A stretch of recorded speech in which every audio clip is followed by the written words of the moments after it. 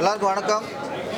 இன்னைக்கு கேப்டன் விஜயகாந்த் நடித்த 100வது படம் கேப்டன் பிரபாகரன் இன்னைக்கு ரீலீஸ் பண்ணியிருக்காங்க. இது ரீலீஸ் மாதிரியே தெரியல. இன்னைக்கு தான் படம் ரிலீஸ் ஆனது மாதிரி அவ்வளோ ஒரு மக்கள் வரவேற்பு. ஒவ்வொரு சீனும் ஒரு டைலாக்கும் அவ்வளோ கிளாப்ஸ். படம் பார்க்கும்போது நிறைய இடத்துல நம்மளுக்கு புல்லரிக்குது.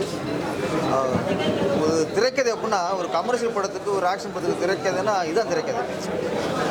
இருக்கட்டும், எமோஷனாக இருக்கட்டும், டைலாக்காக இருக்கட்டும், எல்லாம் கரெக்டாக அளவெடுத்து ஆர்கே செல்வன் சார் அவ்வளவு இதாக பண்ணியிருக்காரு. என்னை பொறுத்த வரைக்கும் பிரம்மாண்டமான படம் அப்படின்னா பிரம்மாண்டம்னா இதுதான் பிரம்மாண்டம். நம்ம சும்மா ஒரு சீனுக்கு 600 1000 பேர் ஆட விடுறது இதெல்லாம் பிரம்மாண்டம் இல்லை. அது வெட்டி செலவு மாதிரி.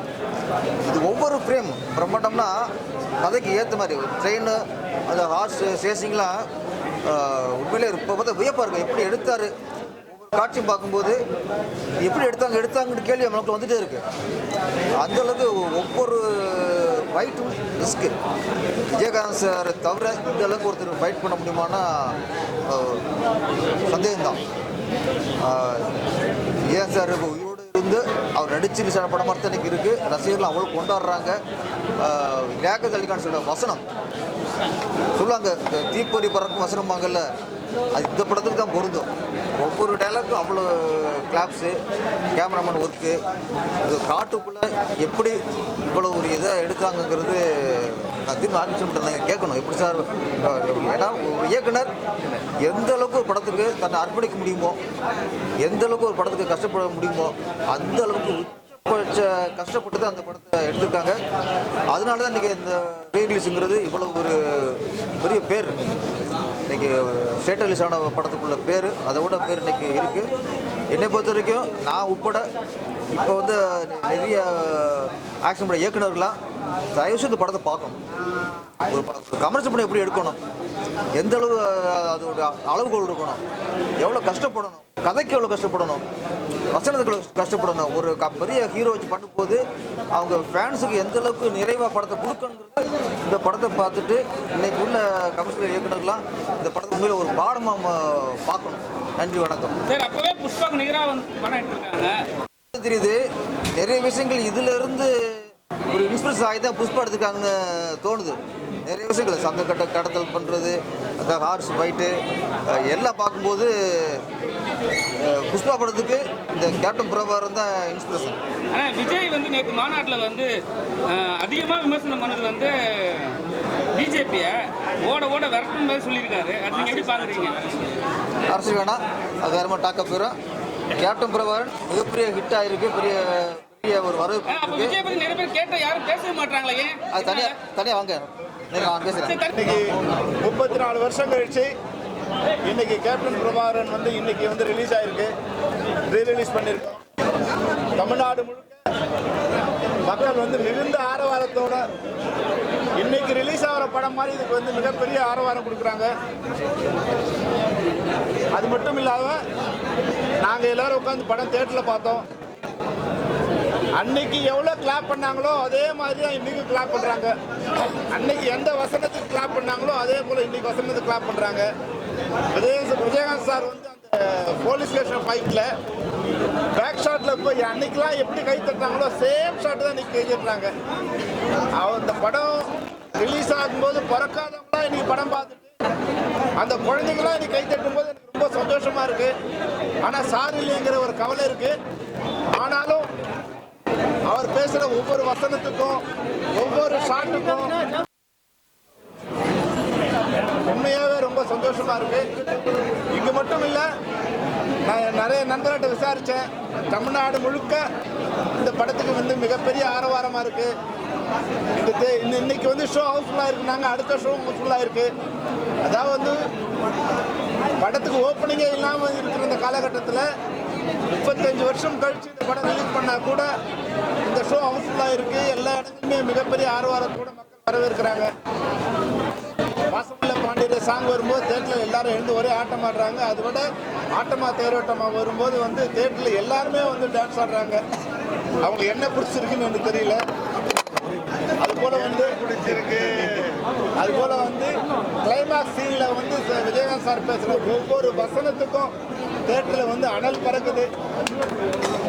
உண்மையாகவே வசனகர்த்தா லியாகத் அலி கான் சாருக்கும், மன்சூர் அலிகானுக்கும், ரம்யா கிருஷ்ணனுக்கும், சூப்பர் சுப்ராயனுக்கும், இந்த படத்தில் ஒர்க் பண்ண எல்லா டெக்னீஷியனுக்கும் நான் நன்றி சொல்ல விரும்புகிறேன். இளையராஜா சார் இதை விட முக்கியமாக இந்த படத்துக்கு உயிர் கொடுத்த பின்னணி இசையின் மூலம் ஒவ்வொரு இடத்துலையும் தான் நிற்கிற இளையராஜா சாருக்கும் இந்த நேரத்தில் நான் நன்றி சொல்ல விரும்புகிறேன். 2 பாட்டு தான் இருந்தாலும் ஆட்டத்தை தேட்டரில் வந்து நீங்கள் வந்து பார்த்தீங்கன்னா தெரியும், படம் முழுக்க வந்து விளையாடிட்டே இருக்காங்க. இந்த நேரத்தில் இந்த பிரம்மாண்டமான படத்தை உருவாக்கிய இப்ராஹிம் ராவுத்தர் அவரை நான் மறக்க முடியாது. ஒரு காட்சிக்கும் வந்து அதுக்கு 500 பேர் வேணும், 1000 பேர் வேணும், 100 குதிரை வேணும், 60 குதிரை வேணும், ஃபைட்டர்ஸ் வேணும்னு சொல்லும்போது எதுக்குமே சலிக்காமல் வந்து படம் முடிகிற வரைக்கும் வந்து எனக்கு பெரிய தூணாக இருந்தார். இப்ராஹிம் ராவுத்தரும் கேப்டன் விஜயகாந்த் சார் இல்லைன்னா இந்த படத்தை நான் உருவாக்கி இருக்க முடியாது. ஒருவேளை அவங்க 2 பேர் இருந்திருந்தாங்கன்னா இன்னைக்கு கமலா தட்டில் லெஃப்ட்டும் ரைட்டுமா அவங்க இருந்திருப்பாங்க. நாங்கள் அந்த படத்தை ரொம்ப சந்தோஷமாக பார்த்துருக்கோம். இருந்தாலும் அவங்களோட ஆசீர்வாதம் எங்களுக்கு கிடைக்குங்கிற ஒரு நம்பிக்கை எனக்கு இருக்குது. எல்லாருக்கும் நன்றி சேப்பான்னு தெரியாது.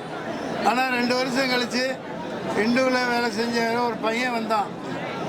அது எப்படி என்ன சாகடிக்கிற மாதிரி காட்டலாம், நான் தான் பிரபாகரனை சாவடிக்கிற மாதிரி காட்டணும் அப்படின்னு சொல்லி மிரட்டி விட்டுருந்தார் வீரப்பனர். அவர் ஒரு கதாநாயகனாக மக்கள் மத்தியில் வாழ்ந்துட்டு இருந்தது தான் இந்த படம் வெற்றிக்கு மிக மிக முக்கிய காரணம். மிக மிக முக்கிய காரணம் சினிமா ரசிகர்கள், தமிழக மக்கள், கேப்டனின் அன்பும் மக்கள் ஆதரவும் தான் இந்த நிமிஷம் வரைக்கும் இவ்வளோ பெரிய கூட்டத்தை கூட்டி இன்னமும் பார்க்க வச்சுக்கிட்டு இருக்கு. அதுக்காக அந்த மக்களுக்கு நான் மிக மிக தமிழக மக்களுக்கும் தென்னிந்திய மக்களுக்கும் நான் ரொம்ப கடன்பட்டிருக்கேன். இளையராஜா அவர்களின் இசை தான் என் பாத்திரத்தை காப்பாற்றினது.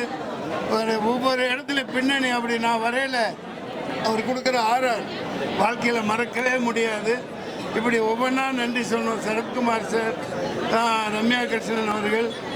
எனக்கு நான் இதில் சார் ஹெச்டி அந்த கம்ப்யூட்டர் கிராஃபிக்ஸ் இதெல்லாம் இருக்கிற டைமில் இந்த அளவுக்கு பிரம்மாண்டமாக ஒரு படம் இப்போ மறுபடியும் ஆர்கேஎஸ் பண்ண போகிறதா கேள்விப்பட்டேன். தயவு செஞ்சு லேட்டஸ்ட் டெக்னாலஜிக்கு போகாமல் ஒரிஜினலாக இப்படியே ராவா எடுங்க, இப்படியே எடுங்க. ஆமாம், அப்படி எடுங்க. எதனாலன்னா இப்போ நீங்கள் வந்து ஒரு 100 பேரை காட்டி கம்ப்யூட்டர் கிராஃபிக்ஸில் 200 காட்டும் போது டேய் இது கிராஃபிக்ஸ்டா அப்படின்னு சொல்கிறாங்க ஆடியன்ஸ். ஆனால் இந்த படத்தில் நீங்கள் பாருங்கள், ஒருத்தர் கூட அப்படி கிடையாது, கிராஃபிக்ஸில் வரல. எல்லாருமே நிஜமான மனிதர்கள். அந்த குதிரையாக இருந்தாலும் சரி, ஃபைட்டர்ஸாக இருந்தாலும் சரி, அந்த ஷார்ட்ஸாக இருந்தாலும் சரி, எல்லாமே ட்ரோனெல்லாம் இருக்கிற டைமில் கிரெயின் வச்சு எடுத்திருக்காங்க. அவ்வளோ பிரமாதமாக பண்ணியிருக்கு.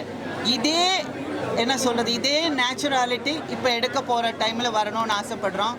அதுவும் இல்லாமல் அவர் டைரக்டர் சொன்ன மாதிரி, நம்ம மன்சூர் சொன்ன மாதிரி, எப்போவோ நடக்க வேண்டியது அப்போவே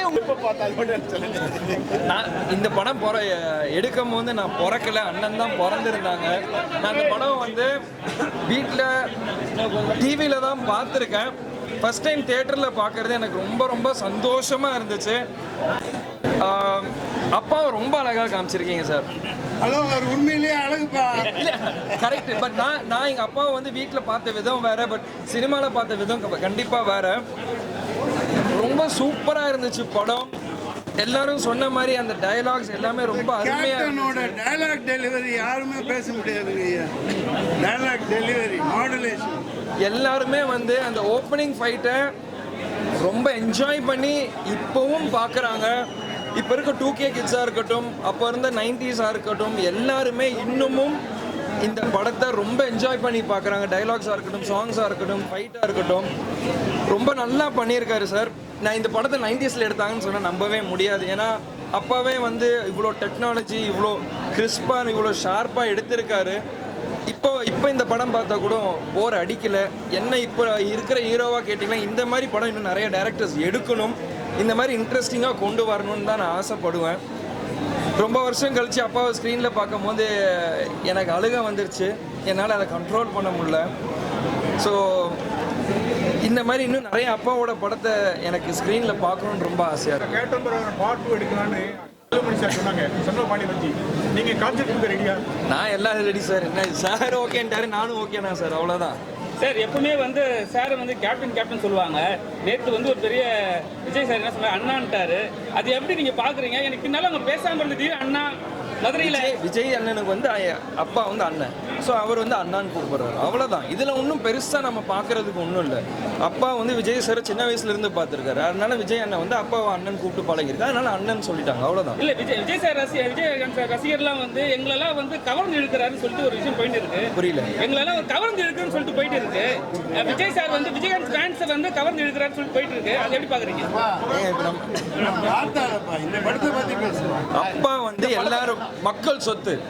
அப்பா படத்துலேயே சொல்லியிருக்காரு, மக்கள் திருப்பி மகேசன் திருப்புன்ட்டு. ஸோ அது மக்கள் சொல்ல போகிறாங்க, யார் இழுக்கிறாங்க, இது அதெல்லாம் அங்கே எதுவுமே கிடையாது. இப்போ கேப்டன் பிரபாகர் ரீரிலீஸ்க்காக வந்திருக்கோம், அப்பாவை கொண்டாட வந்திருக்கோம், அதனால நம்ம அதை மட்டும் பார்ப்போம். சார் வீரபத்ரன் வந்து ஸ்பீக்கில் வந்து அப்போ இருந்தாங்க அந்த படம் எடுக்கும்போது. அன்னைக்கு வந்து யாருமே ஏற்று நடிக்காத கதாபாத்திரத்தை கேப்டன் சார் எடுத்து நடிச்சிருக்கிறாரு. அன்னைக்கு காலகட்டத்தில் அதை பெரிய பெரிய பிரச்சனை இந்த சந்திச்சிருக்காங்க.